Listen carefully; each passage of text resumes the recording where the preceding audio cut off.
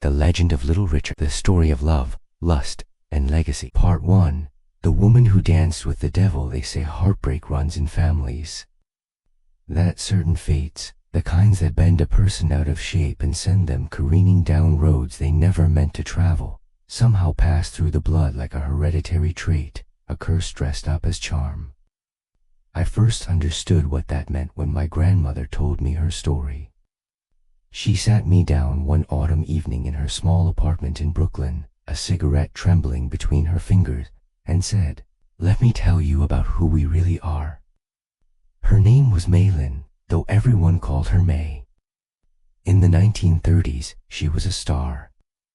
Not in Hollywood, though that was where girls like her dreamed of going, but right here in America, in the neon-lit underground clubs of New York City's Chinatown and the jazz basements of Harlem. Mei-Lin and her younger sister Hua were the most sought-after dancers in a club called the Gilded Orchid, a speakeasy that sat tucked between a laundry mat and a pharmacy on the Lower East Side. They called the sisters the Golden Dolls, in Mandarin Young Nan Nan, because they moved through the smoke and the saxophone like two gilded spirits, their silk cameos catching the light of 100 paper lanterns. May was 17 when a wealthy businessman named Theodore Wu first laid eyes on her. Theo, as he insisted she call him, was an importer-exporter with connections in San Francisco, New York, and a dozen ports in between. He had a wife in Connecticut and a mistress in Boston, but when he saw May dance, he told her she was worth more than all of them combined. "Your name on a marriage certificate," he told her, pressing a key into her palm. A brownstone on Riverside Drive.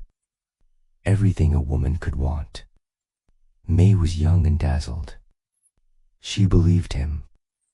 She moved into the brownstone, had 2 daughters with him, and spent 3 years convincing herself that this was love. It was only when he finally brought her home to Connecticut, to the real home, the one with the wife in the formal dining room and the portrait of his mother on the wall, that May realized she had been nothing more than a beautiful mistake. She left that night with nothing but the clothes on her back and the deed to the Riverside Drive property, which Theo, in a rare moment of guilt, had put in her name.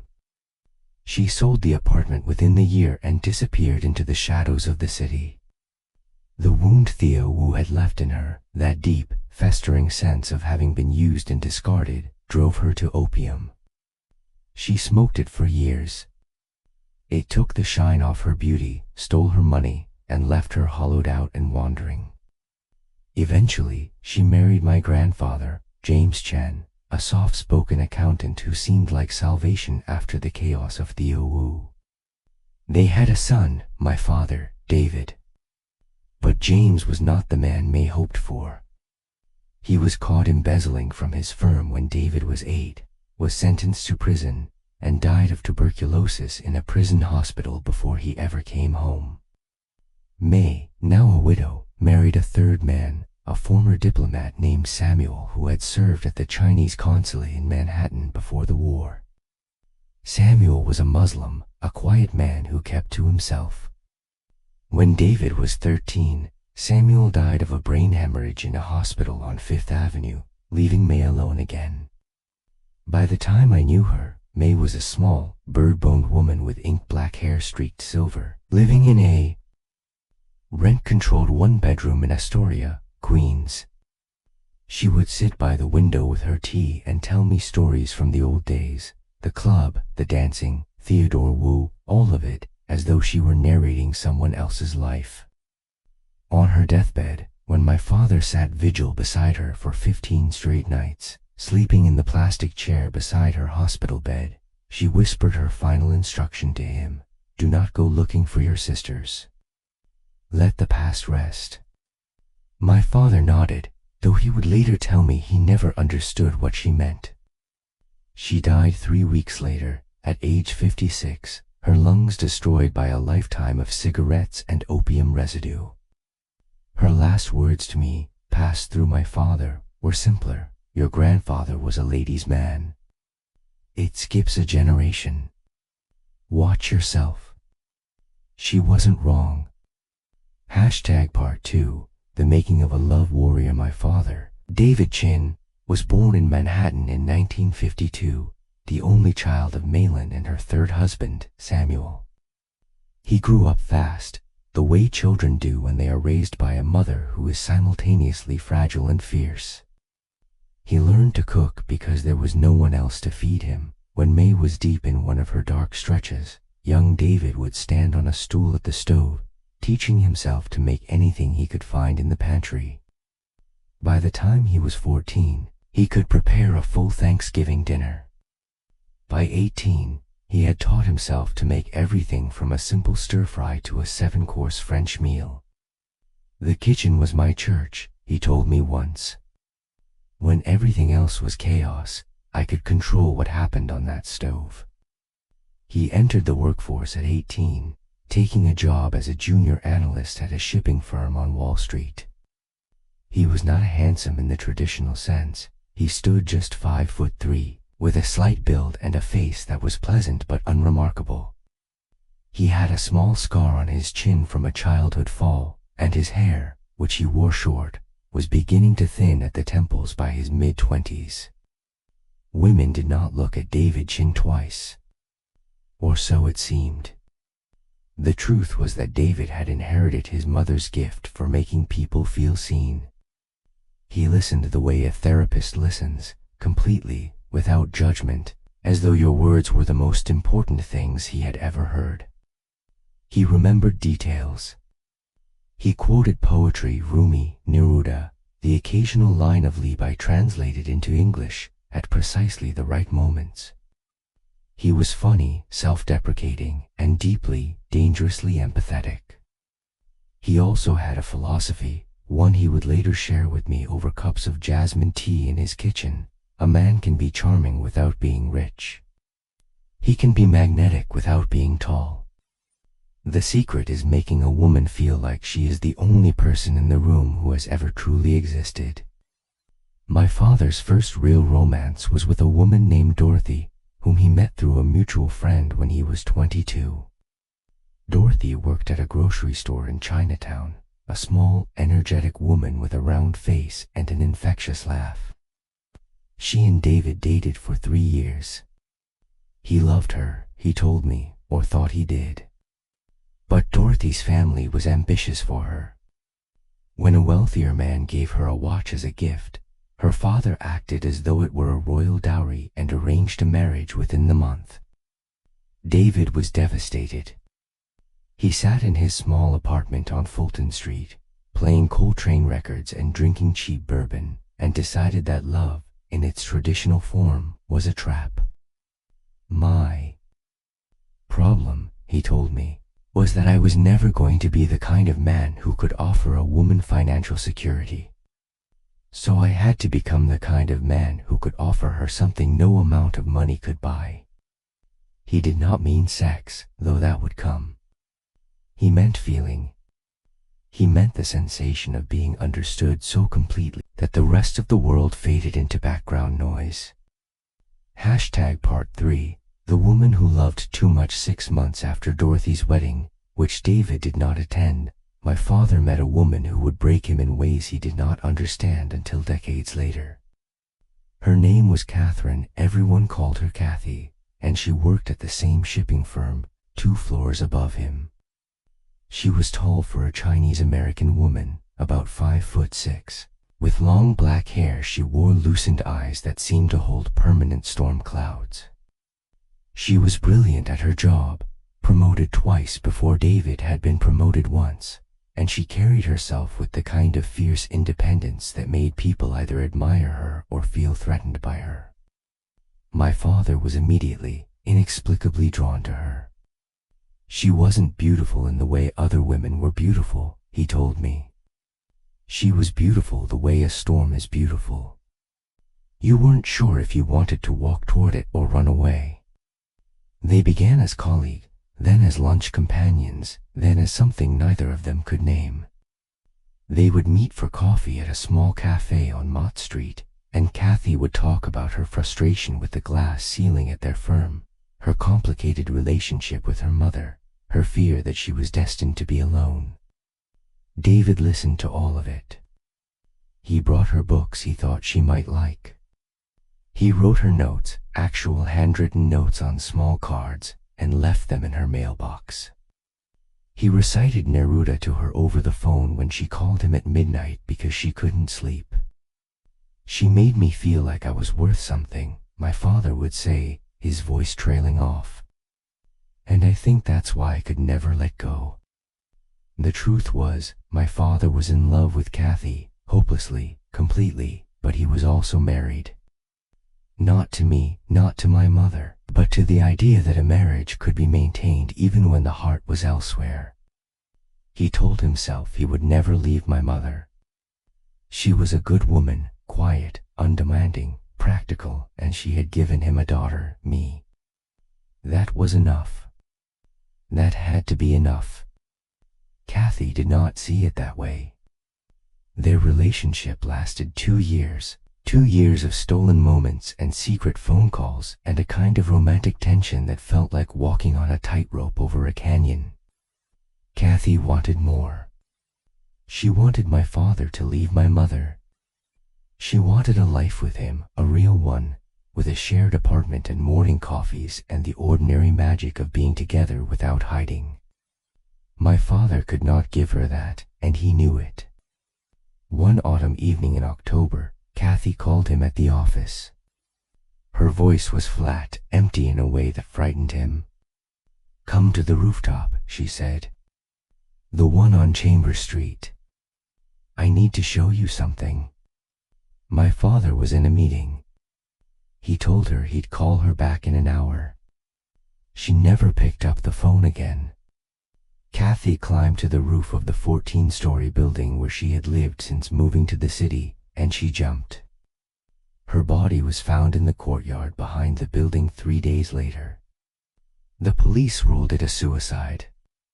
No note was found at the scene. A month after the funeral, which my father attended in a daze, standing at the back and leaving before anyone could see his face, Kathy's younger sister tracked him down. She handed him an envelope. "Kathy wrote this before she died," the sister said. "She asked me to give it to you if she wasn't here anymore. She said you'd know why." The letter was short, written in Kathy's elegant, flanted handwriting.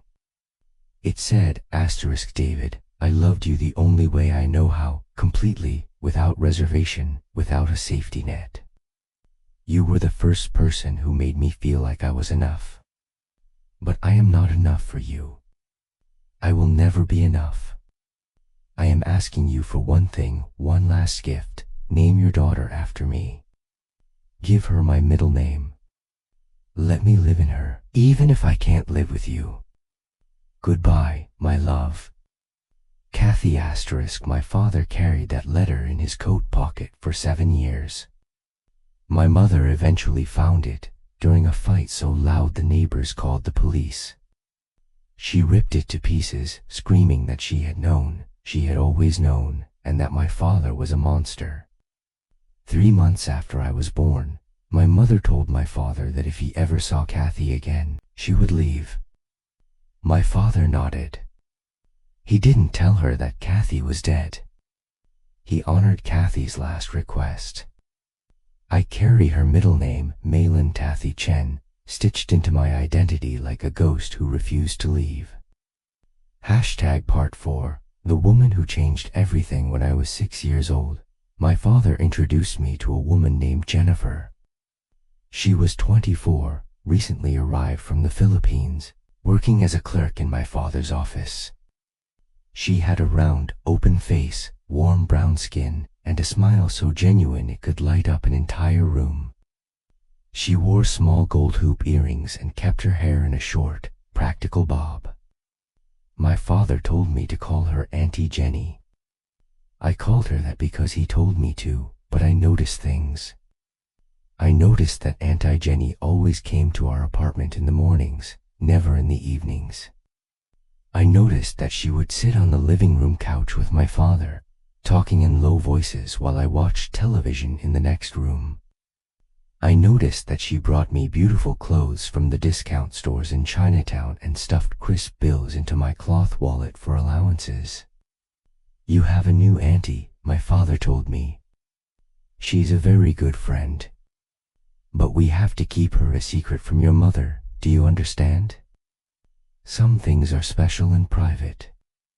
I understood nothing, but I nodded. My mother was a practical woman, a bookkeeper for a mid-size firm in Midtown, who believed in routine, discipline, and the proper way to fold laundry. She was not dramatic, not romantic, not particularly interested in my father's emotional inner life. They shared a home the way two strangers share a subway car, with polite distance and a mutual agreement not to make eye contact. Jennifer was everything my mother was not: warm, expressive, physically affectionate. She laughed easily and often. She touched my father's arm when he spoke. She looked at him the way women in movies look at the heroes, as though he had personally hung the moon. For 4 years, Jennifer was the secret sun around which my father's life revolved. She came to our apartment every Tuesday and Thursday morning, and she would lie on our couch, under a blanket, sleeping while my father made her breakfast. She called him Mr. Chin when they were being formal and David when they were alone. She called me little princess and taught me to braid flowers into my hair. When I was 10, my parents divorced, a paper divorce, my father called it, arranged to qualify for a larger apartment through my father's company's housing benefit program. My mother and I moved out, but we didn't really leave. The divorce was a bureaucratic fiction. We still lived in the same apartment. We ate dinner together most nights, and my father still slept in the same bed as my mother. Jennifer was thrilled. My father told me she practically danced when he read her the divorce papers. "She's so happy," he said, sounding almost surprised. "She's so genuinely happy for us." But my mother found out about Jennifer the way all betrayed wives eventually find out, through a detail too small to hide. She came home early from work one day and found Jennifer and my father on the couch, curtains drawn, her head on his shoulder. The fight that followed destroyed what was left of their marriage, though it had been dying for years. Jennifer left that afternoon. She cried in our hallway, clutching her handbag to her chest, and told my father she would wait for him. And she meant it, not for a few weeks, not for a few months, but for years. When I was 12, Jennifer married a wealthy real estate developer named Raymond Wu, a man who was short, under 5 feet, elderly, and not remotely handsome. My father had encouraged her. "He can give you a green card," he told her. "He can give you stability. What I can give you is complicated, Jenny. You deserve uncomplicated." She married Raymond. She got her green card. She bought our family a piano and a television and a set of gold jewelry for my mother that my mother accepted without ever asking where the money came from.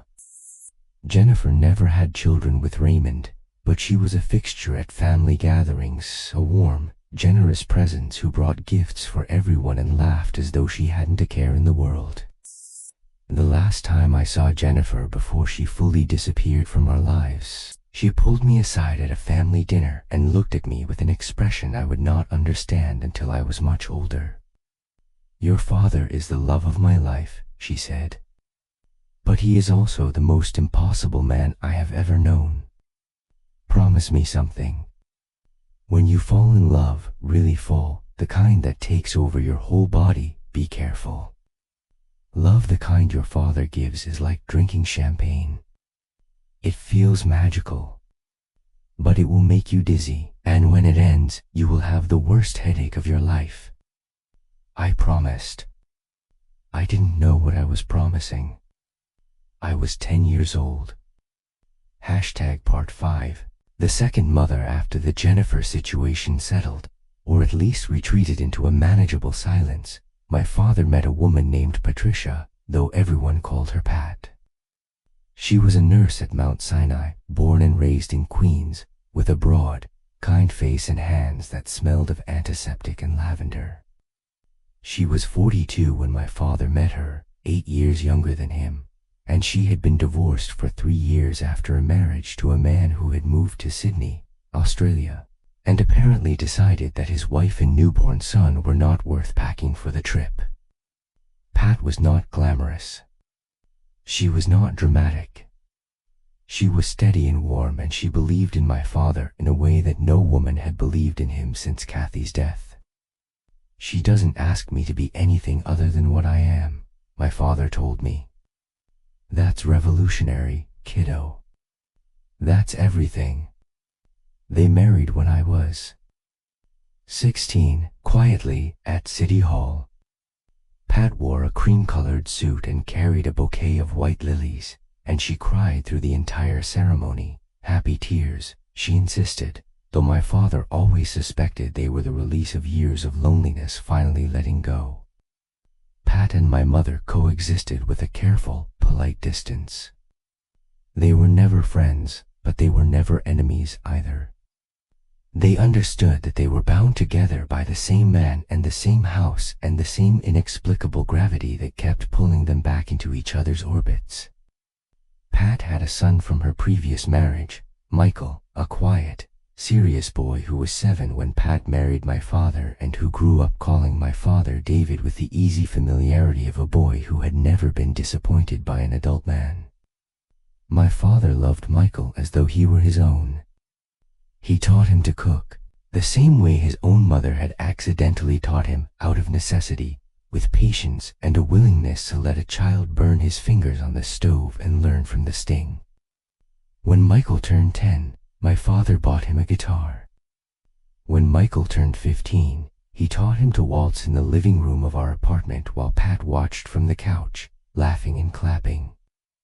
Michael was not David's biological son, but he was, in every way that mattered, his legacy. My mother, meanwhile, had begun planning her exit. She had always been restless, always looking at the horizon as though something better were waiting for her there. When a family friend who had moved to Tokyo offered to introduce her to a Japanese businessman named Hiroshi, she saw her chance. Hiroshi was 53, a civil engineer with the Tokyo Metropolitan Government, a widower with no children and a quiet apartment in Shinjuku. He had never been married. He had no bad habits, no debts, no ex-wives. He wrote my mother letters, actual paper letters, folded into envelopes with Japanese stamps, and inside them he told her about his apartment, his work, his morning walks through Yoyogi Park. He told her he dreamed of a simple life with a simple woman. He told her he would accept any terms he set. And so my mother set terms. No children. Her daughter, Genmi, would move to Japan before turning 18 and attend school there. Hiroshi would support us both. She would not work unless she chose to. Hiroshi agreed to everything. My mother left for Tokyo when I was 15. She met me at JFK Airport, her face smooth and dry, and she said, "Take care of your father. He's going to need someone to look after him." I nodded. I watched her walk through the boarding gate with one small suitcase and a carry-on bag, and I felt something shift in the architecture of my chest, a wall going up, or maybe coming down. I couldn't tell. Part 6. The philosophy of charm. By the time I was in my late 20s, I had begun to understand my father as both a man and a phenomenon. I had watched him navigate 3 marriages, countless affairs, and a social network so complex it could make a CIA analyst weep, and I had come to the conclusion that David Chun was either the most emotionally intelligent man I had ever met or the most emotionally dishonest. Possibly both. We would sit in his kitchen, always his kitchen, because that was where he felt most like himself, and he would pour me tea and talk about women, love, sex, and the delicate, infuriating difference between them. He had strong opinions. He delivered them the way a professor delivers a lecture, calmly, with conviction, and with a complete absence of apology. "Let me tell you something about men," he said one evening, slicing a pear with a small paring knife in movements so precise they looked choreographed. "Every man is capable of both fidelity and infidelity. The difference is not the man. The difference is the woman, whether she is the kind of woman who makes it easy for a man to be faithful, or the kind who makes him want to run." "And which kind are you?" I asked. "The faithful kind or the running kind?" He laughed. "I am the man who believes that fidelity is a choice you make every single day. Some days it's easy. Some days it's nearly impossible. A man who tells you he has never been tempted is either lying or dead from the waist down." He set the pear slices on a plate and brought them to the table. "I have been with many women, sweetheart. More than I am proud of. But I have never been with a woman I didn't genuinely care about. There is a difference, a critical one, between a man who uses women and a man who loves women. I loved them. All of them. In different ways, for different reasons, but genuinely." "Were you in love with all of them?" "No. But I cared about all of them. Kathy I loved. Jennifer I loved.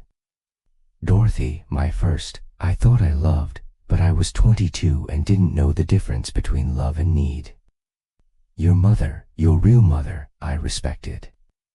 That is its own kind of love, quieter and less dramatic, but real. And Pat?" "Pat," he said, and his voice softened. "Pat is the woman who taught me that love doesn't have to be a fire. It can be a steady, warm stove. You don't have to be boiling over all the time. Sometimes the best heat is the kind that just keeps your food warm." I chewed my pear and said nothing. I was waiting for him to get to the part one really wanted to hear, the part about the other women, the ones outside the official family. The ones who called at odd hours and left messages he deleted before Pat could see. The ones who sent flowers to his office that he picked up himself so no one would know. The endless, exhausting, exhilarating parade of women who had loved my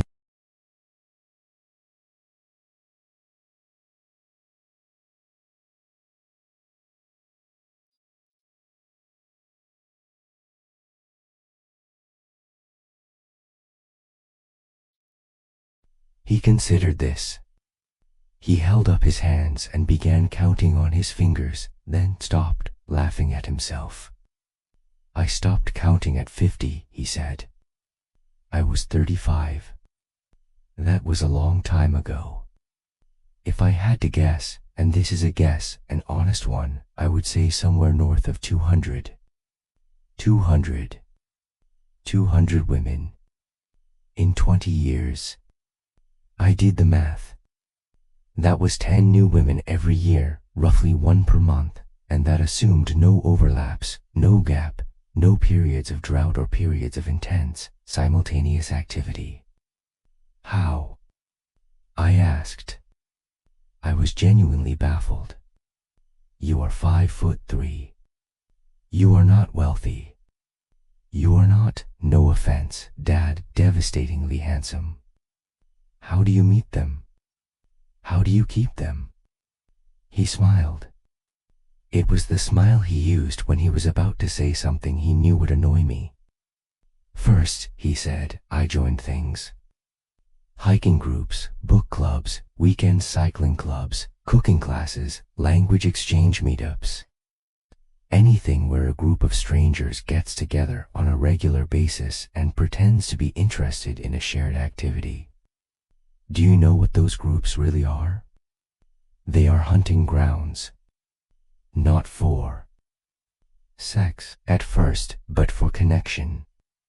People who join those groups are people who are looking for something their daily lives are not giving them.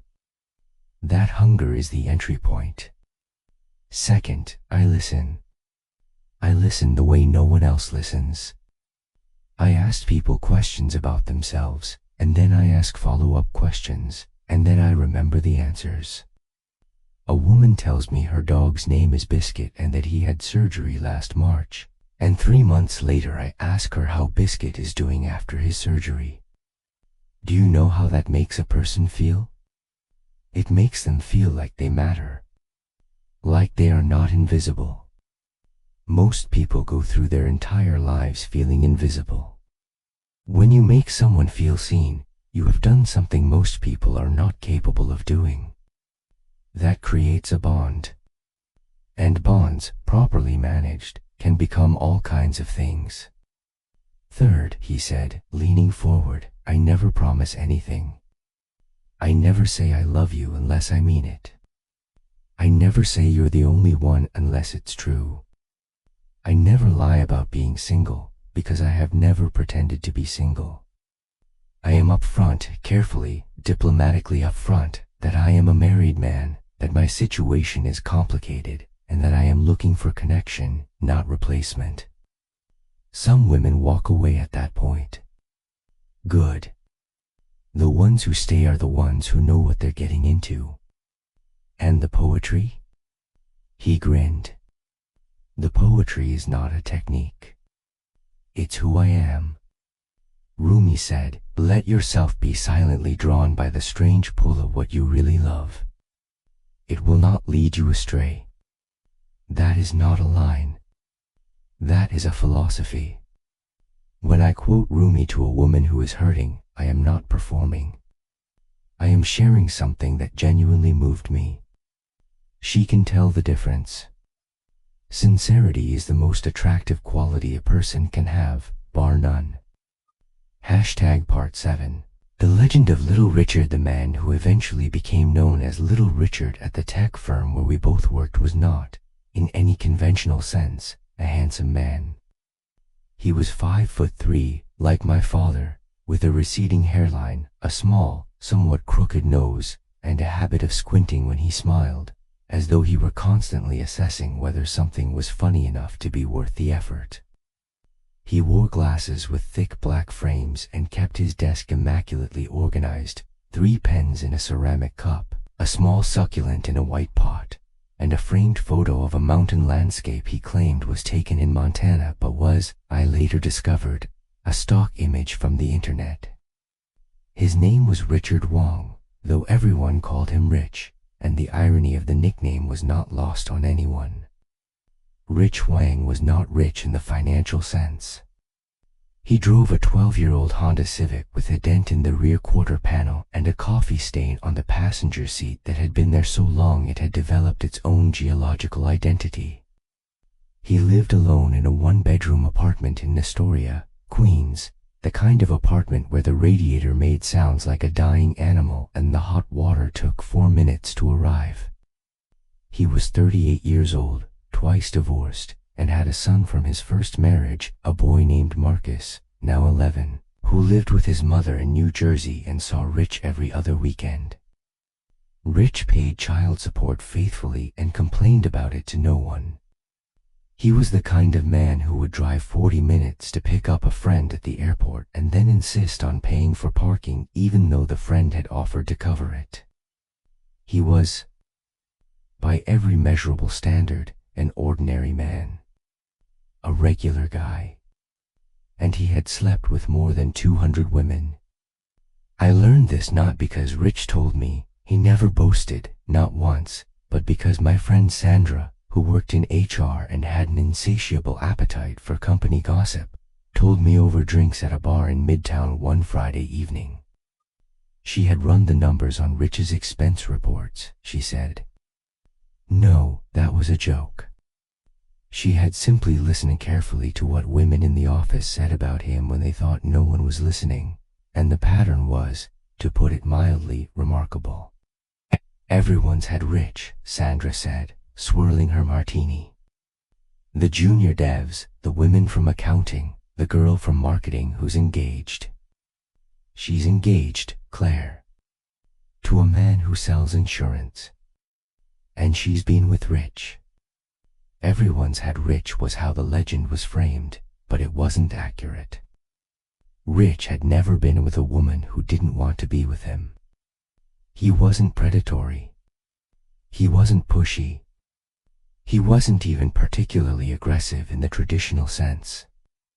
He simply had a quality, the same quality my father had, that made women feel like they were standing in a spotlight in an otherwise dark room. Safe. Seen. Special. I became friends with Rich because I felt sorry for him. I know how condescending that sounds.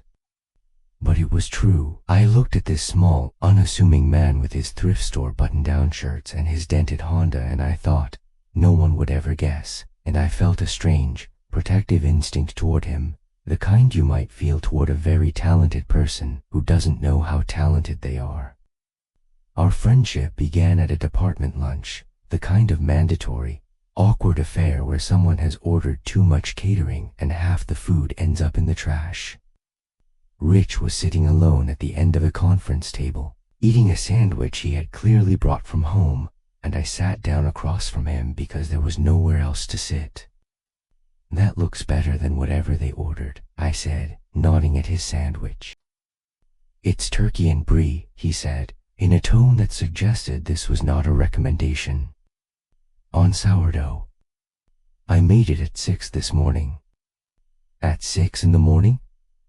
"I wake up early. I have a routine." He said this without embarrassment, as though having a routine at 6 a.m. were a personality trait rather than a lifestyle choice. "I'm Claire," I said. "I know," he said. "You're in strategy. You sit 3 rows behind me and you tap your pen when you're thinking, which you do approximately every 4 minutes. I'm Rich." I was too surprised to be uncomfortable. "You notice I tap my pen? You notice a lot about the people around you in an open-plan office." He bit into his sandwich, chewed, swallowed. "It's a survival mechanism. I'm 5'3". I learned early that if you want people to take you seriously, you have to pay attention to everything. After that, we ate lunch together 2 or 3 times a week. Rich was not a talker in the conventional sense. He didn't tell stories, didn't trade gossip, didn't fill silences with nervous chatter. He was a listener. He asked questions that were specific and genuine, and he followed up on previous conversations with an accuracy that was almost unnerving. "Oh, you mentioned last week that your sister's boy was having trouble at school. Is he okay? How did you remember that? You said his name was Mei-Lin and that he got in a fight because someone called him stupid. That's not the kind of thing you forget." Rich joined things. This was his primary strategy, and it was so effective precisely because it didn't look like a strategy. He joined a hiking group that met every Saturday morning in Van Cortlandt Park.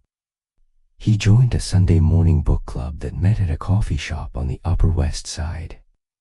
He joined a Chinese language conversation group that met in Chinatown on Wednesday evenings. He joined a cycling club that met in Central Park on Tuesday and Thursday evenings, weather permitting. He joined a cooking class d'Italien, specifically, that met on Sunday afternoons in a community center in Brooklyn. "I joined the hiking group because I like hiking," he told me.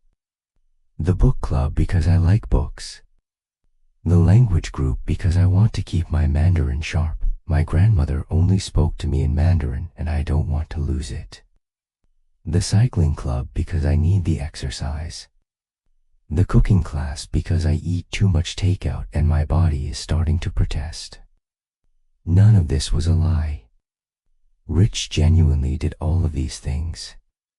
But he also understood, intuitively, the way a musician understands rhythm, that these groups were places where people gathered not just for the activity but for the other people.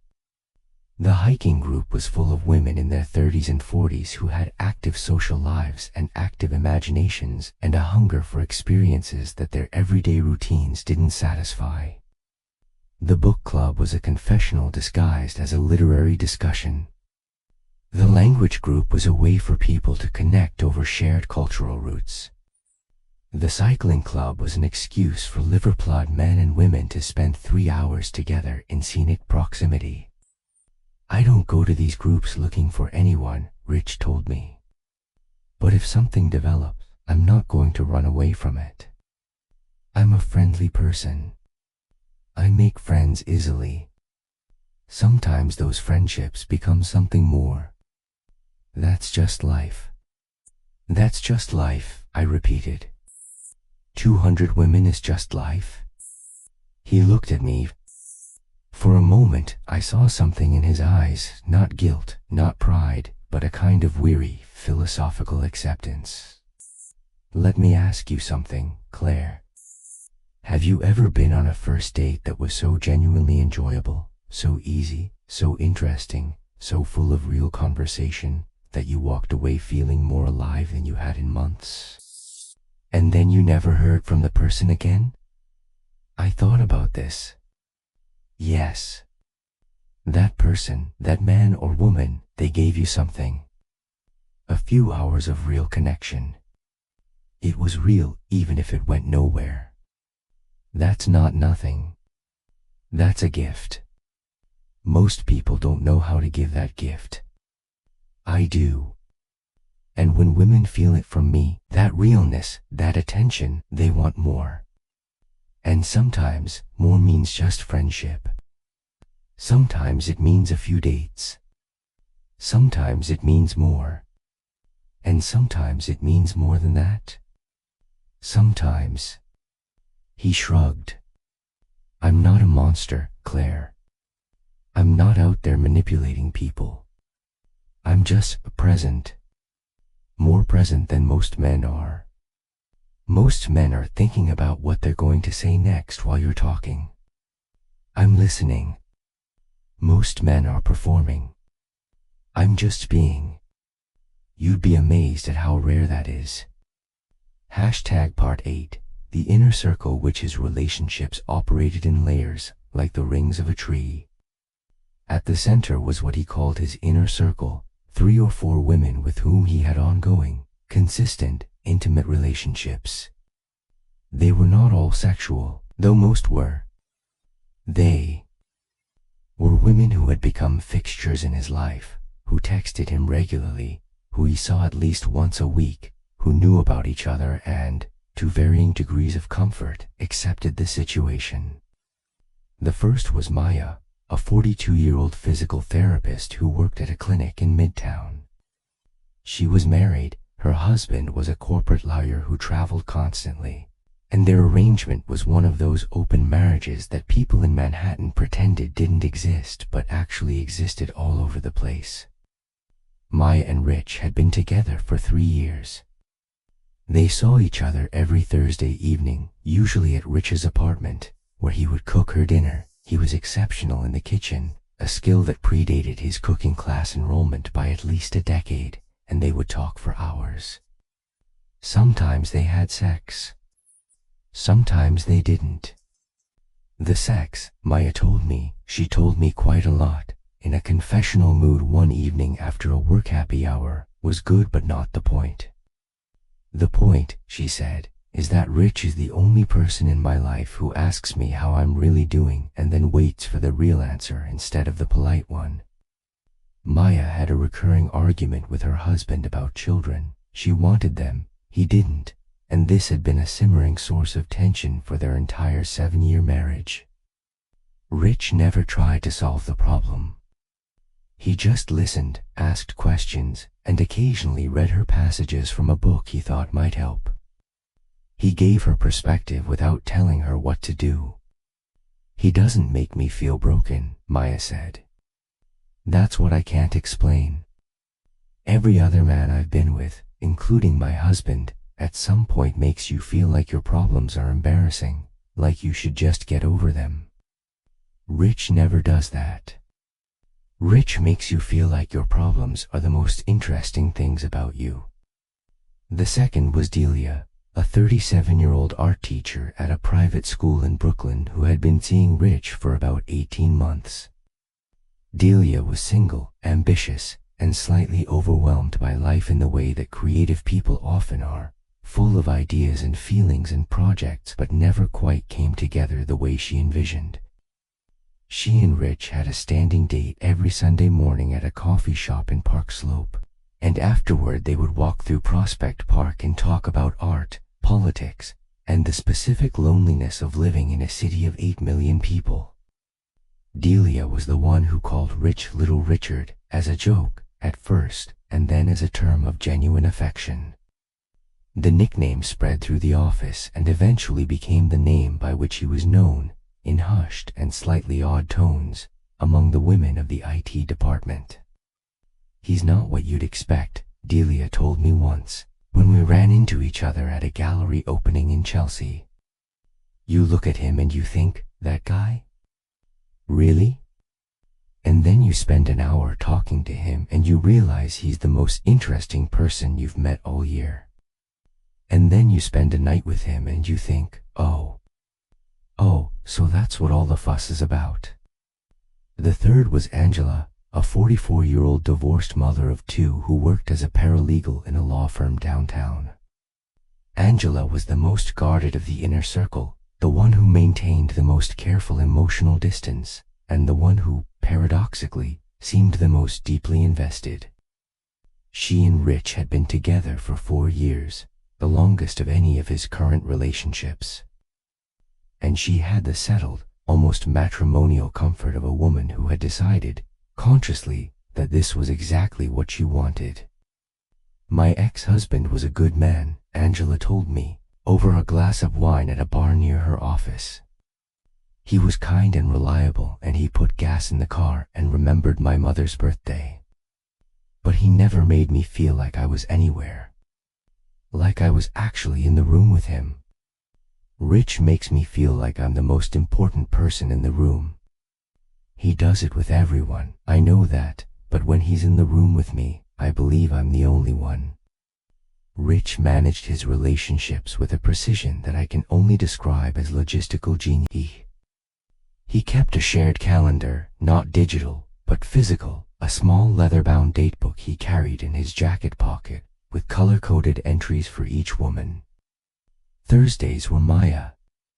Sundays were Delia. Mondays and Wednesdays were cycling club, which was a group activity that occasionally, organically, became a private one. Fridays were open, reserved for first dates, or for one-off encounters with women he had met during his various group activities. "I don't plan it," he told me when I asked him about the calendar.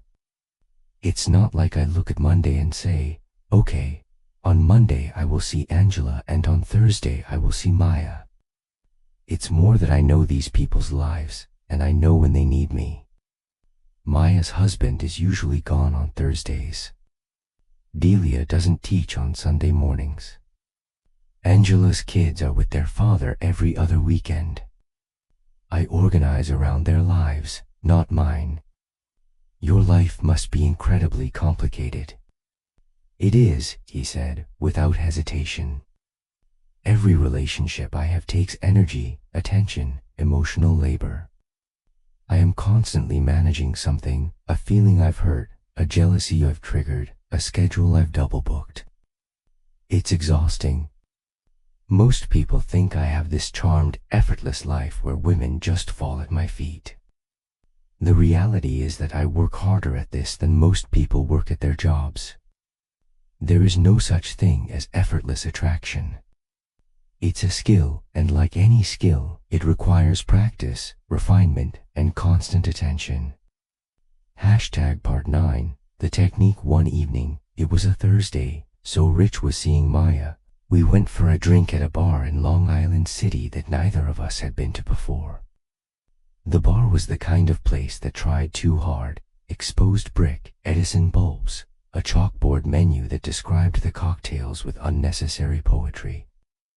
The Velvet Underground, bourbon, lavender honey, and the ache of Tuesday afternoons. We sat at the bar and ordered 2 beers and watched a baseball game on a television mounted above the liquor bottles. "Can I ask you something?" I said. Rich nodded, his eyes on the game. "The women. How do you? I mean, what's the actual mechanism? You join a hiking group. You meet someone. Then what?" He turned to look at me. He seemed to be deciding how much to say. "The first thing," he said, "is that I notice things. Not about whether a woman is attractive, anyone can notice that. I notice the specific things that make a person feel overlooked. A woman on a hiking trail who is struggling on an incline and no one has offered to help. A woman at a book club who has made a comment and no one has responded to it.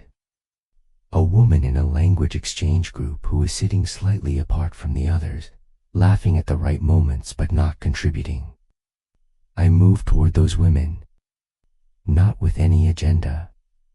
I just move toward them. And then I listen. I ask them a question, a real question, not a pickup line, not what do you do, but something specific. That poem they were discussing, did you have a personal connection to it? You looked like you were really feeling that song. What does that one mean to you? Something that shows I was paying attention. Most people aren't used to being paid attention to. When you give someone that, they light up. Their whole posture changes. They start talking and they don't want to stop. But that's just conversation. That doesn't explain why they fall into bed with me." He smiled. "No. That comes later, and only if it comes naturally. What happens first is that they start to feel known. Not just noticed, known. There is a difference. Anyone can notice you. Someone who knows you is rare. And once a person feels truly known, they feel safe.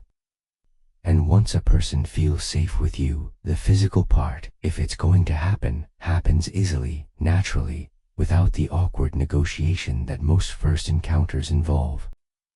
"But it doesn't always happen?" "No. Sometimes we become friends and that's all we ever are. Sometimes we go on 3 or 4 dates and then one of us realizes there isn't enough there to justify continuing. Sometimes a woman is married and decides the risk isn't worth it, even though the connection is real. I don't push. I never push. The push is the thing that makes it wrong.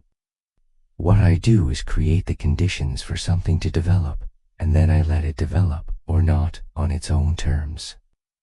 I took a long sip of my beer. The baseball game droned on in the background.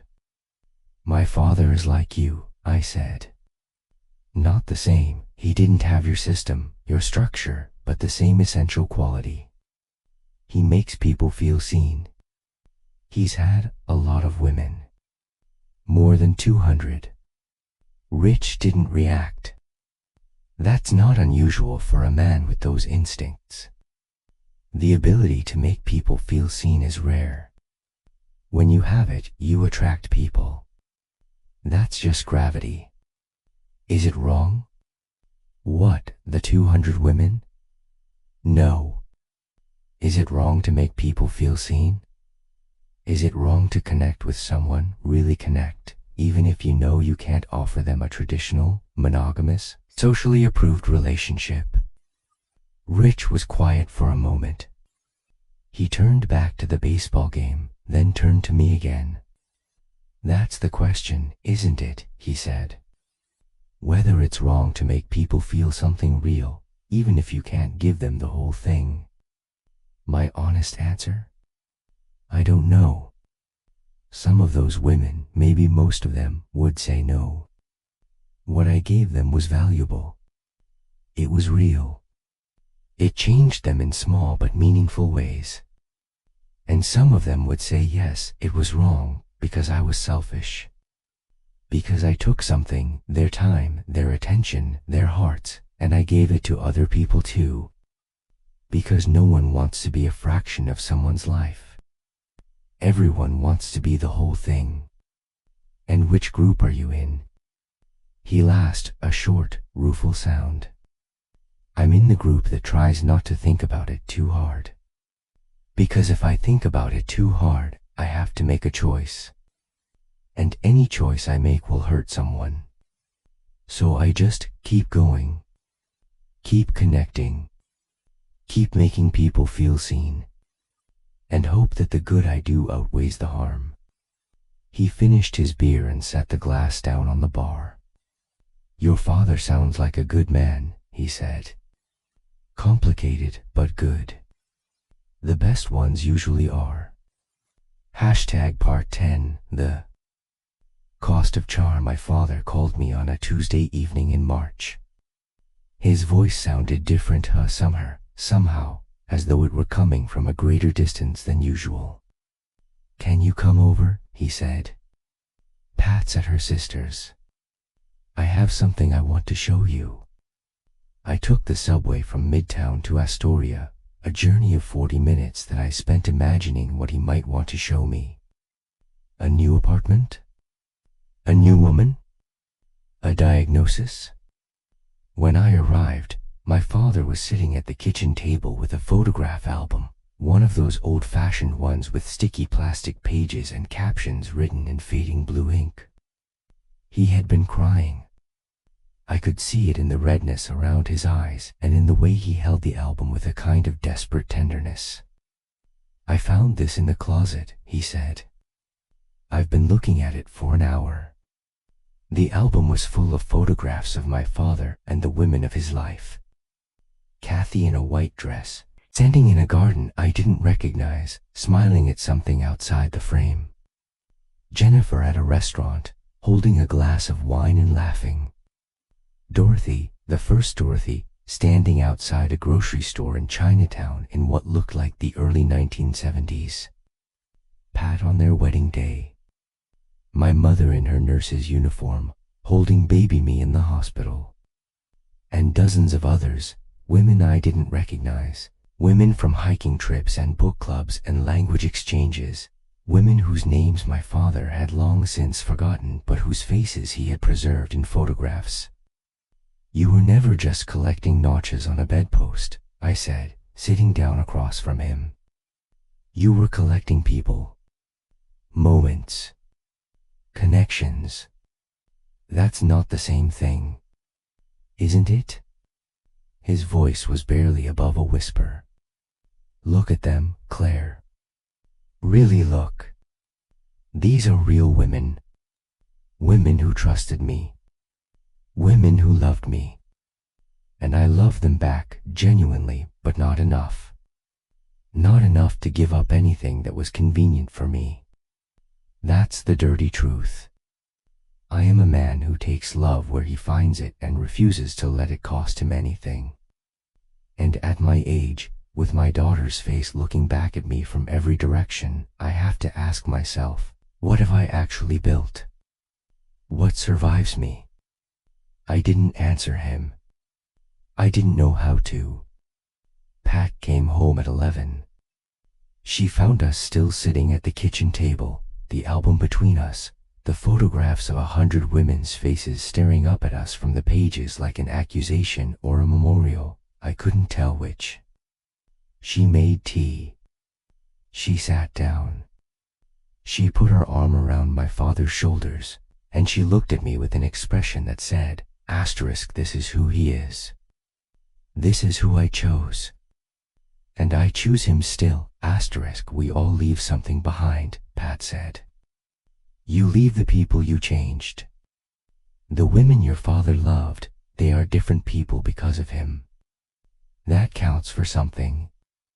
Does it? My father said. Or is that just what we tell ourselves so we don't have to feel bad about the wreckage? Pat kissed the top of his head. You're tired, David. Go to bed. He went. He was 70 years old, and he went to bed like a child being sent to time out, still clutching the photograph of Kathy in the white dress. I stayed up with Pat for another hour. She told me about the first time she met my father at a hospital fundraiser, of all places, where he had approached her and asked her about the painting she was standing in front of, and had then spent 20 minutes explaining to her why the painting was terrible and exactly why, and she had laughed so hard she cried. He didn't try to impress me, she said.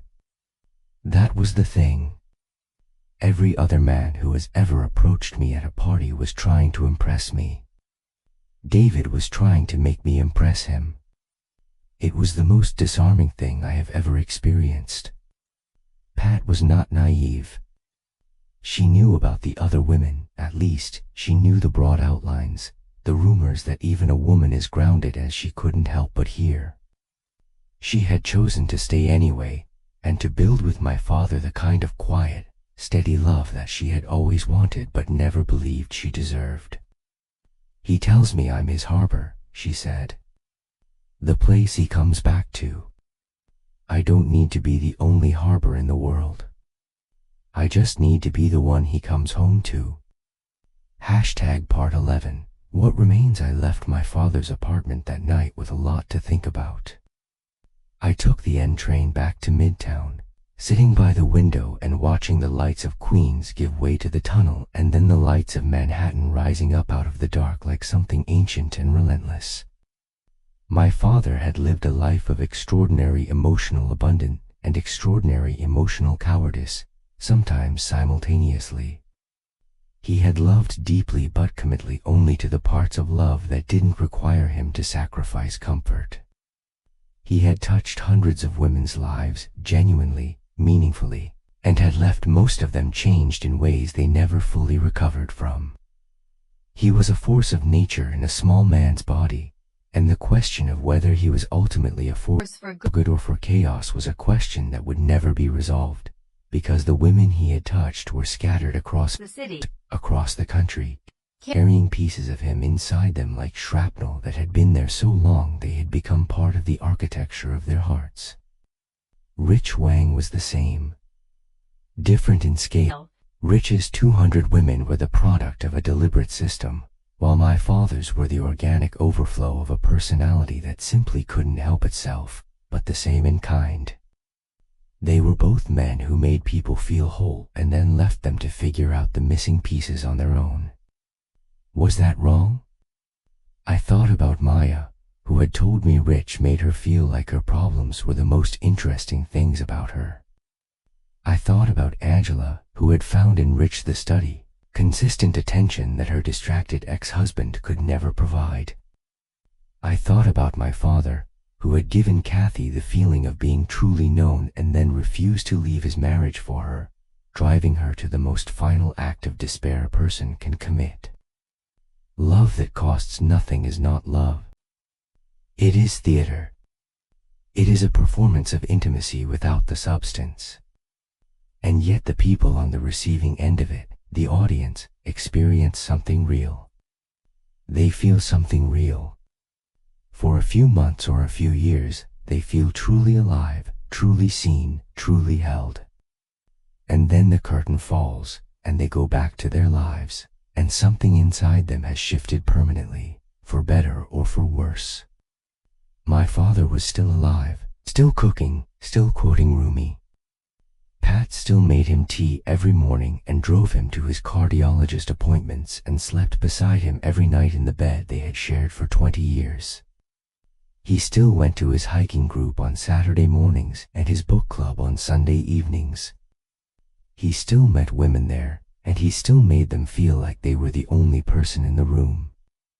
And somewhere, in an apartment in Astoria, Rich Wang was probably making dinner for Maya, or sitting across from Delia in a coffee shop in Park Slope, or lying awake in bed thinking about the impossible arithmetic of love, how to give enough without giving too much, how to be present without being accountable, how to hold someone's heart without ever actually holding it hostage.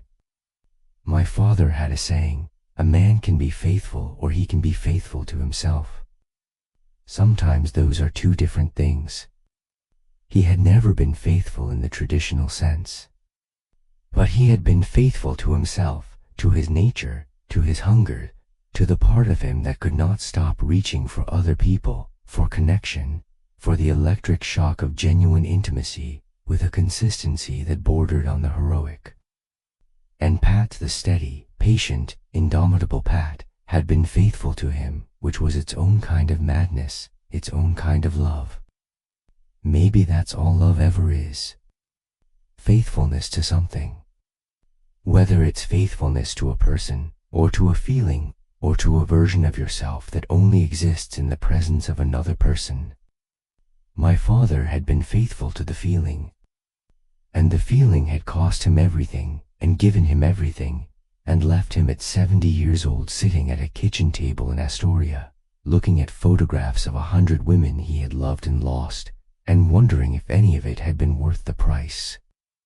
I think it was. I think he was one of the most genuinely, recklessly, catastrophically loving people I will ever know. And I think that is both the most beautiful thing about him and the most honest epitaph for a man who spent his whole life being too much for some people and not enough for others, and who somehow, against all odds, managed to make both feel like a gift. #epilogue. Last summer, I went hiking with Rich for the first time. We joined his Saturday morning group at Van Cortlandt Park, a sprawling green space in the Bronx that felt a world away from the glass towers of Midtown.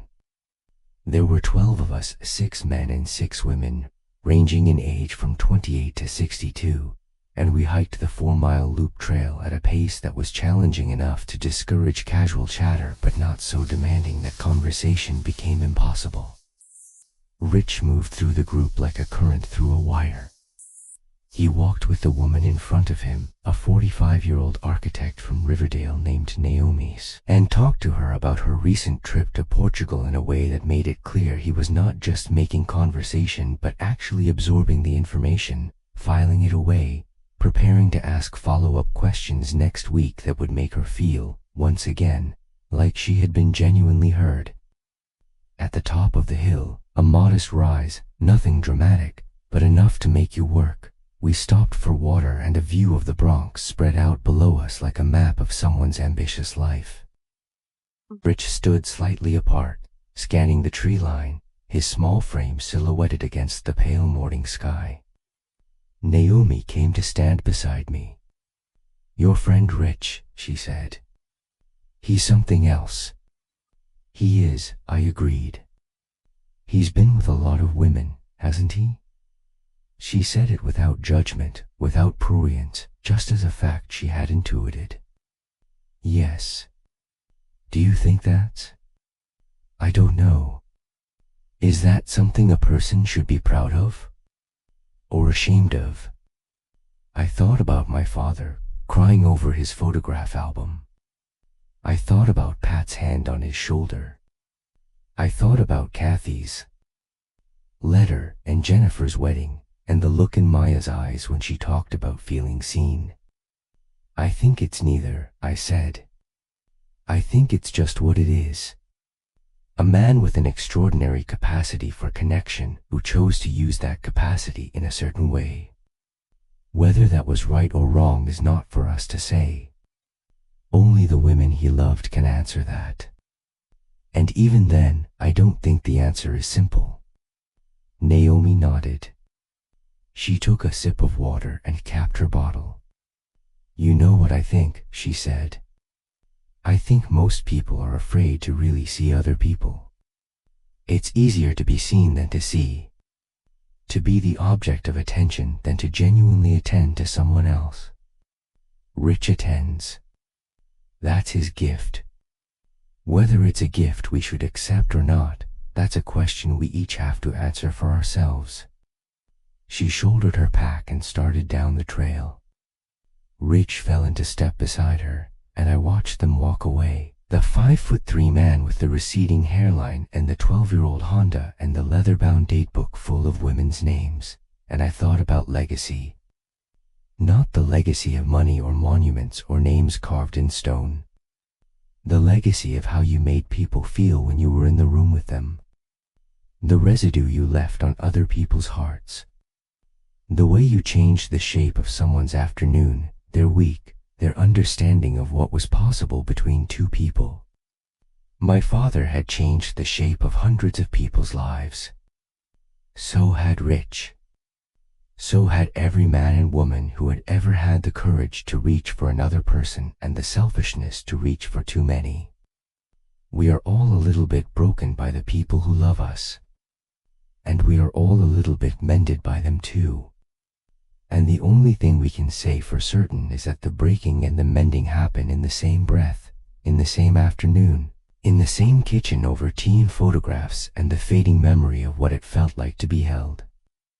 Hashtag the END word count, approximately 15,000 words title, The Legend of Little Richard, a story of charm, connection, and the cost of being seen channel, Noah's Awakening hashtag part 12. The night Maya came back, it was a Thursday in April, Maya's night, as always, and Rich was in the kitchen preparing a salmon dish he'd been perfecting for weeks.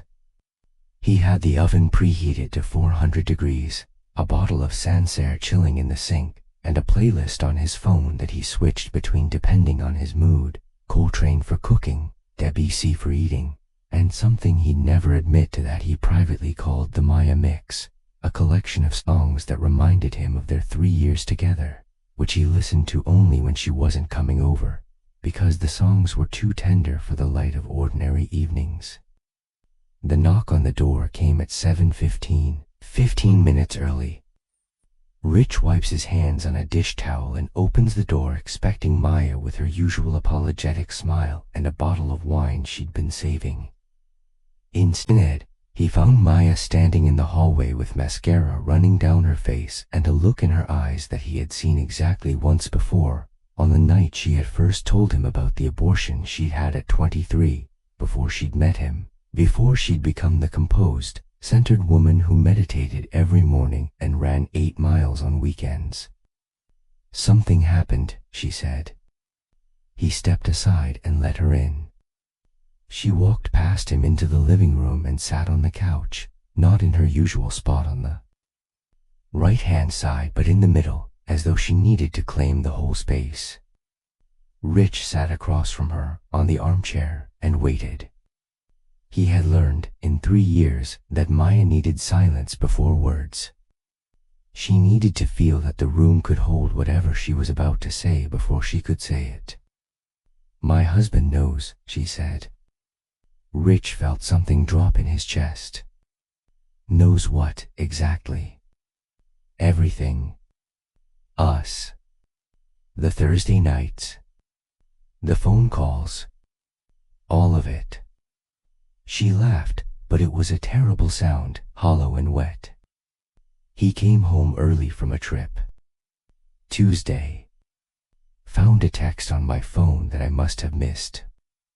One of yours. Something about the book I left here. He read the whole thread. Every message. 3 years of Thursday nights, Rich. Every single one of them. Rich closed his eyes. He had been careful, he had always been careful, but care was not the same as certainty, and certainty was not the same as immunity from catastrophe. What did he say? At first, nothing. He put the phone down and went into the guest room and closed the door. He stayed in there for 2 days, Claire. 2 days. He came out on Thursday morning and he said, "I want a divorce." And then he said, "I want you out of this house by Monday." Maya wiped her face with the back of her hand. Her manicure was chipped. She had been picking at it, Rich noticed, which she only did when she was truly distraught. "I'm not telling you this to make you feel bad," she said. "I'm telling you because you deserve to know. Because for 3 years, every Thursday, you asked me how I was and I said fine because I was trained to say fine and I didn't know how to say anything else. And now I'm standing here and I am not fine and I need you to ask me again. How am I doing, Rich? How am I really doing?" Rich leaned forward. He put his elbows on his knees and he looked at Maya, really looked at her, the way he had looked at her the first night they'd met at a book club meeting in someone's Upper West Side apartment, when she'd made a comment about a Mary Gateskill story and he'd replied with a question that turned her comment into a conversation that turned into a walk to the subway that turned into coffee that turned, 3 hours later, into a first kiss on the platform of the one train at 66th Street, interrupted by a platform announcement about a train delay. "You're falling apart," he said. "And you have every right to. Your husband of 9 years just threw you out of your home because of something you did with me. You're probably feeling terrified, humiliated, angry, relieved, and guilty all at once, and none of those feelings are wrong. They're all true. They can all coexist." Maya stared at him. "What do you want to do?" he asked. "I don't know," she said. "I don't know. I have a place to stay. My sister's in Jersey City.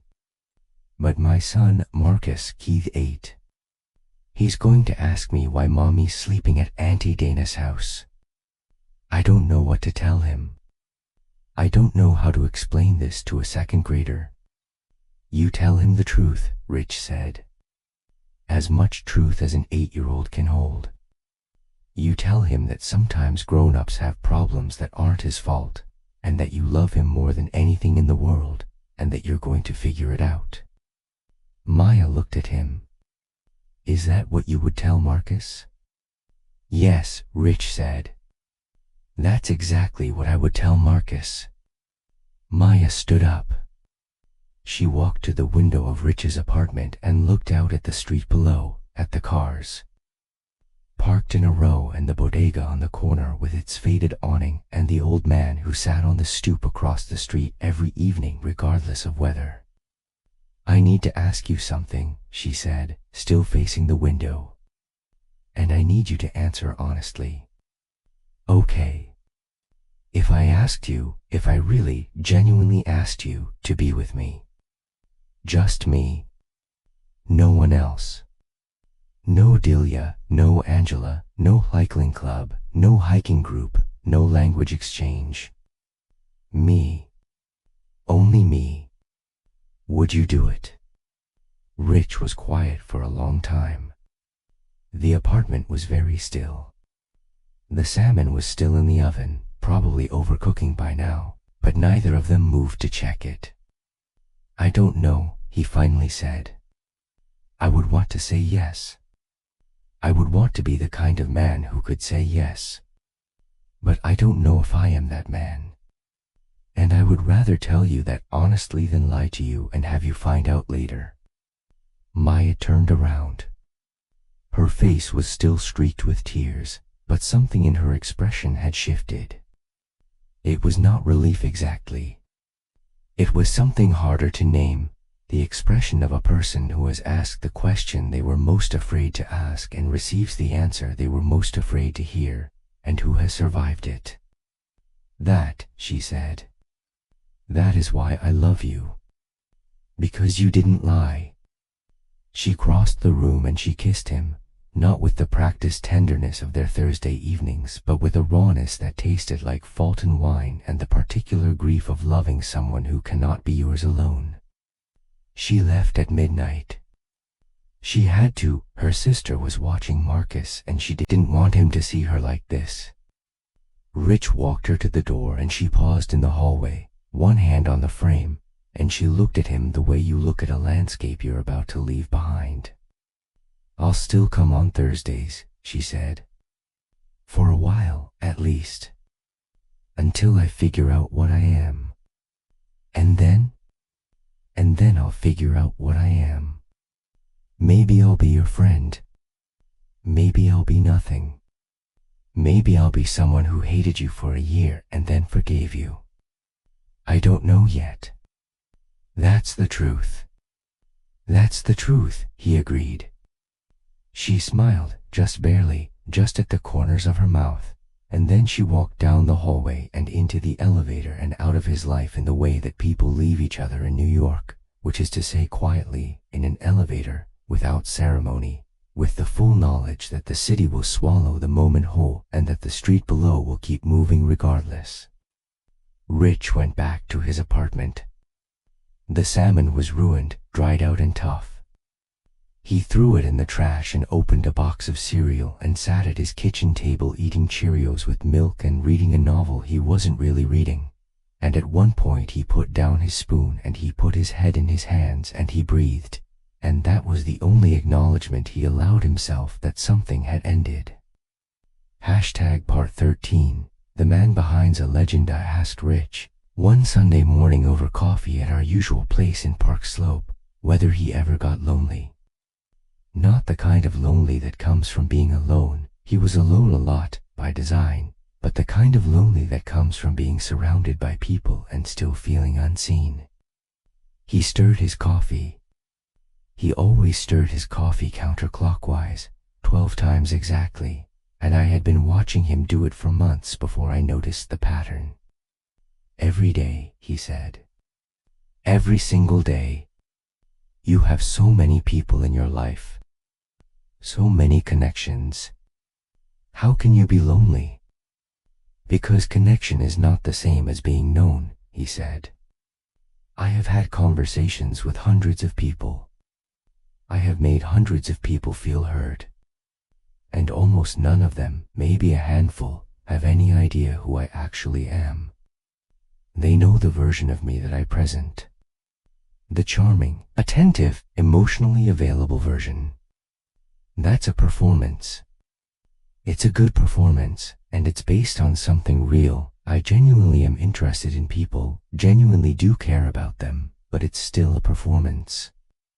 The real me is someone who sits in this apartment on Saturday night eating cereal and reading novel and wondering if any of it matters. It matters, I said. You know it matters. I know it matters to them. I know Maya feels hurt because of me. I know Angela has a safe place to land because of me. I know Delia has someone who takes her feelings seriously. I know those things are true. But do they know me? Does anyone actually know me?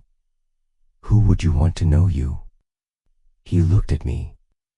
For a moment, the performance slipped, the charming attentiveness, the poised warmth, and I saw something underneath, something smaller and more fragile than I had expected. It was the face of a man who had spent 20 years making everyone else feel special and had never figured out how to let anyone make him feel the same way.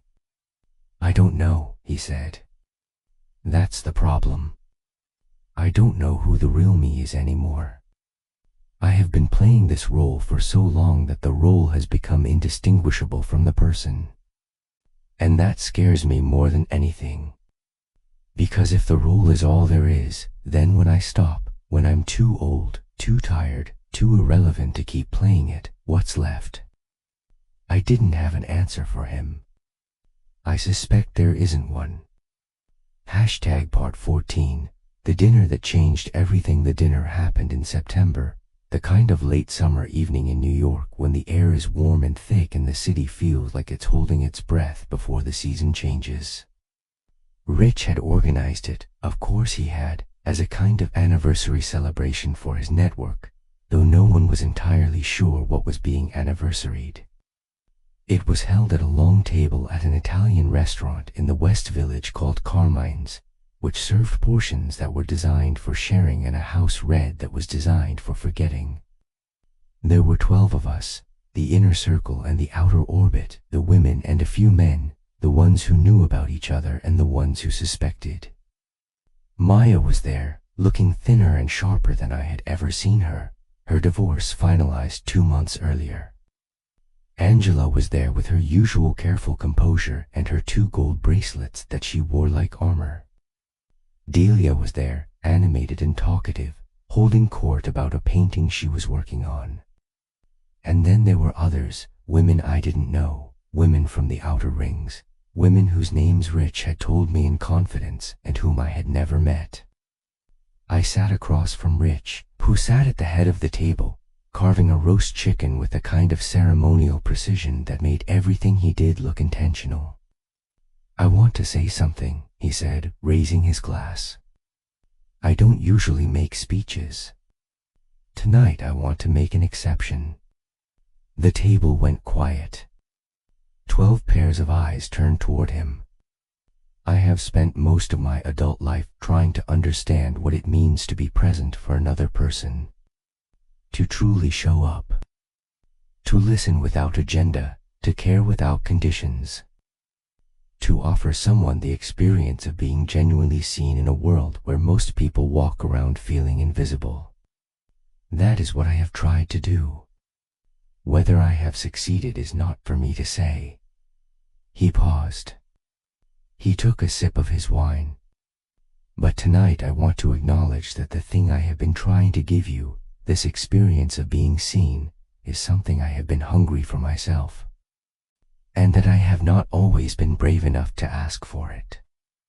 So I am asking now. Not as the person who shows up for you, though I will continue to show up for you, but as the person who would like, every now and then, to be shown up for in return. The table was very quiet. Maya raised her glass first. Then Angela. Then Delia. Then the woman next to me, a paralegal named Keisha who had been seeing Rich for about 6 months, raised hers. And then all of us, all 12 of us, raised our glasses, and we drank to something that none of us could quite name but all of us understood. It was, I think, the most honest moment of Rich's life. And it happened in a restaurant, over a roast chicken and house red, with a group of women who had all, in various ways and to various degrees, been loved by a man who could not love them fully and could not stop trying to. Part 15, the father's final lesson. My father called me on my 40th birthday. I was in a meeting when my phone buzzed with his name, and I let it go to voicemail, and then I called him back 2 hours later from the lobby of my office building, standing on the sidewalk in Midtown Manhattan with September sun coming down on my head and the city humming around me like an animal that never sleeps. Happy birthday, he said. You're 40. Do you feel different? No, I said. I feel exactly the same as I did yesterday. Good. That's how it should be. 40 is when you realize that the person you are is the person you have always been, and the person you will always be, and the only question left is whether you have the courage to keep being that person. Did you have that courage? I had it until I didn't, he said. And then I found it again. And then I lost it. That's what courage is, Claire. It's not a state of being. It's a practice. You do it every day or you don't do it at all. He was quiet for a moment. I could hear Pat in the background, the soft clatter of dishes being washed, the sound of the television on low. I want to tell you something, he said. Something I've never told you. Okay. When I was your age of 40, I thought I had figured it all out. I thought I understood love, understood women, understood myself. I thought I had the whole thing mapped. And then I met a woman at a book club meeting. I was 53, and she asked me a question, and the question broke me open. She said, David, do you think you have ever loved any of these women more than you love the idea of yourself as a man who loves women? I was silent, and I didn't have an answer. I sat with that question for 3 months. I thought about every woman I had ever been with, Dorothy, Kathy, Jennifer, all of them, 200 of them, and I tried to figure out whether I had loved them or whether I had loved the performance of loving them. And I still don't know the answer. I have never known the answer. And I think that's the truth most men like me never admit. We don't know if we love people or if we love the person we become when we're with them. That's a terrifying thought. It's the only honest thought, he said. Everything else is theater. Pat called to him from the other room. He said he had to go. He told me he loved me. He told me to eat something birthday appropriate. He told me that 40 was the beginning of everything, not the end. I hung up the phone and stood on the sidewalk for a long time, watching the people walk past me, all those strangers, all those lives, all those private performances of the self that no one else would ever fully know. Hashtag part 16. What love actually is. It took me years to understand what my father was, what rich was, what all men and women who reach for other people with that particular desperate hunger are. They are not villains. They are not heroes. They are people who found a way to feel alive through connection, through intimacy, through the electric shock of being known, and who kept going back for more even when it cost them. They are people who understood, on some level that they could never fully articulate, that love is not a thing you have but a thing you do. And they did it wildly, imperfectly, sometimes destructively, with a commitment that most people reserve for religion or art or money. My father loved 200 women. He is not proud of the number. He is not ashamed of it. He is simply the man who lived it, and the women who were part of it are scattered across the world carrying pieces of him, or what they believed was him, like seeds that took root in unexpected places. Some of those seeds grew into something beautiful. Some grew into something complicated. Most grew into something that was neither and both, something that cannot be reduced to a single word like good or bad or harmful or healing, because love has never been that simple. Love is a room you walk into and someone makes you feel like the walls have been waiting for you your whole life. And then you leave the room, and the walls stay standing for the next person, and you carry the memory of the warmth with you into every subsequent room you enter, and sometimes that's enough and sometimes it's not. My father is 73 years old. He still cooks. He still hikes. He still quotes Rumi. He still makes people feel like they are the only person in the room. Pat is still beside him. They have been married for 24 years. They bicker about the thermostat and who forgot to buy milk and whether the news is worth watching. They have built a life together that looks, from the outside, unremarkable. And yet it has survived. My father's nature, his appetites, his irresistible need to reach for other people, because Pat understood something that most people never figure out. You can love someone without needing to be their only. You can share a man with 200 ghosts and still have him to yourself in the ways that matter. Rich is 44 now. He still sees Maya on Thursdays, though less frequently than before. He still hikes on Saturdays. He still keeps his leather-bound datebook in his jacket pocket. He has started seeing a therapist, a first for him, and in their sessions he is trying to figure out who he is beneath the role he has been playing for so long. Delia is showing her paintings now, and Rich bought the largest one for his apartment. It hangs in the living room, above the couch where Maya used to sit. It is an abstract piece, all blues and gold, and a single flash of red across the center, and it is the most beautiful thing in his apartment. He calls it Thursday. Angela has a boyfriend. A real one. A man who doesn't know about Rich, doesn't need to know, and who gives her the kind of steady, undramatic love that she spent 4 years trying to find in the wrong place. She and Rich are still friends.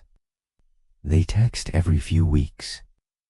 They meet for coffee occasionally.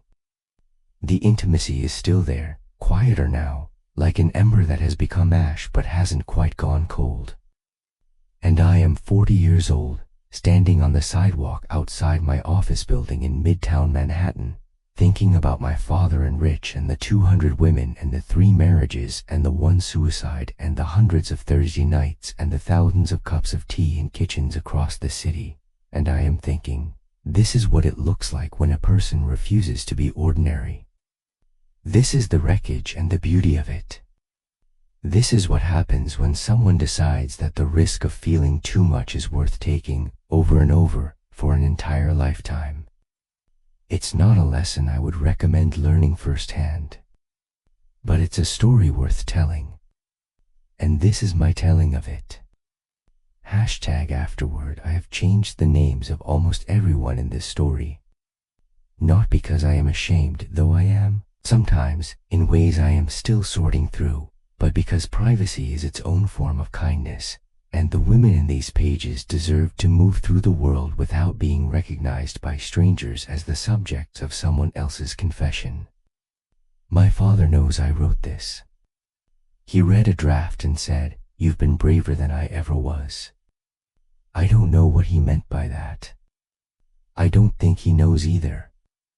Rich read it too. He said, "You made me sound more interesting than I am." I told him that was impossible, because the truth about him was already more interesting than any fiction I could invent. He laughed. He ordered another coffee.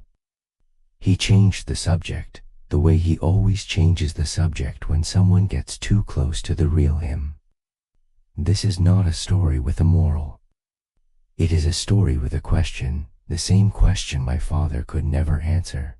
The same question Rich is currently sitting across from his therapist trying to articulate. Is it possible to love too much?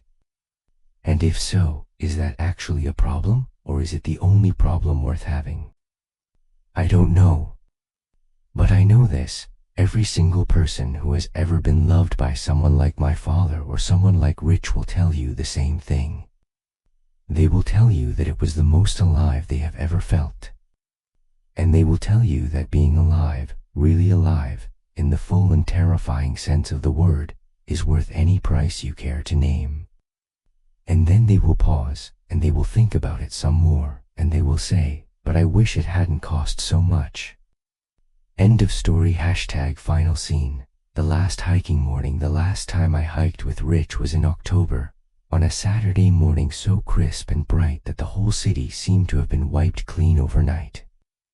We met the group at the usual spot, the parking lot at Van Cortlandt Park, which was more of a large patch of gravel than an actual parking lot, and we started up the trail at the usual pace, a group of 12 that had become, over the months, something resembling a small and unlikely family. Rich walked ahead with Naomi, as he always did.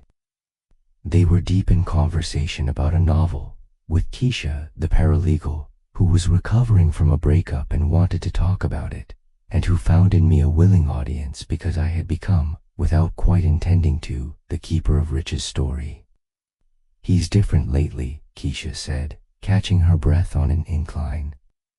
"Have you noticed? He's still Rich, still charming, still present, but there's something underneath now. Like he's actually here instead of just performing." I didn't say anything. I just nodded. At the top of the hill, the same modest rise where Rich always stopped, the same view of the Bronx spread out below, we all gathered and drank water and talked about nothing in particular. Rich stood at the edge of the group, looking out at the city. He looked smaller than usual, somehow, as though the months of therapy and self-examination had worn away some of the invisible weight he had been carrying. I walked over and stood next to him. "You okay?" I asked. He turned to me and smiled. It was the first time I had seen his smile without any performance in it, without the warmth calibrated for effect, without the charm deployed like a tool. It was just a tired, honest, 44-year-old man's smile, and it was the most real thing I had ever seen him do. "I'm figuring it out," he said. Slowly, painfully, but I'm figuring it out. Figuring what out? Who I am. Without the performance. Without the system. Without the 200 women in the hiking groups and the book clubs. Just me. Whoever that turns out to be. And what do you think? Who is he? Rich looked out at the city again. The morning light was catching the windows of the skyscrapers in Midtown, turning them into a field of small suns. "I think he's someone who's tired," he said. and someone who's ready to rest, and someone who's finally, after 44 years, starting to feel like maybe, just maybe, he doesn't have to earn the right to exist by making everyone around him feel extraordinary. Maybe he can just be ordinary. Maybe ordinary is enough. We stood there for a while, watching the city. The group began to move again, heading down the trail, and Rich fell into step beside me. We walked in silence for a few minutes, the sound of our footsteps on the dirt path the only conversation we needed. "Claire," he said, finally. "Yeah? Thank you for listening. All these months. For believing the story was worth telling." I didn't know what to say, so I just nodded. We hiked down to the parking lot together, the whole group dispersing into the Saturday morning, shaking hands and exchanging phone numbers and making plans for coffee next week. Rich shook hands with everyone, individually, the way he always did, making each person feel, for the 3 seconds of that handshake, like they were the only one who mattered. And then we all went back to our lives. And the city, as it always does, kept moving.